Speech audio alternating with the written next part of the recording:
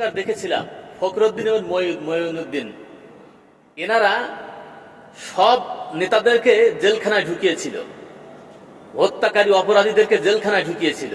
আর বর্তমান যিনি ক্ষমতায় আছেন, খুনি, অপরাধী, মাদক ব্যবসায়ী, হত্যাকারী, 2-3টে মার্ডারের আসামি জামার বোতাম খুলে রাস্তায় রাস্তায় ঘুরে বেড়াচ্ছে। এই হচ্ছে বর্তমান শাসন ব্যবস্থা। এরপর কি হবে জানি না। এমন দেশ চালাচ্ছেন ইউনূস সাহেব। খুব উন্নতি হচ্ছে, বিচার ব্যবস্থা দেখি নড়বড়ে, হত্যা করলে বিচার হয় না, জামিনে বাইর হয়ে যায়। 2-3টে মার্ডারের আসামি তাও সে জামিনে বাইর হয়ে যায়, মাদক ব্যবসায়ী জামিনে বাইর হয়ে যায়, জামার বোতাম খুলে রাস্তায় ঘুরে বেড়াচ্ছে। তো অপরাধীদেরকে যদি আপনার সাজা না দিতে পারেন, সঠিক সাজা না দিতে পারেন, চুরি করলে যদি হাত কেটে না দিতে পারেন, হত্যার বদলে যদি হত্যা না করতে পারেন, তাহলে অপরাধ এদেশ থেকে কখনোই যাবে না।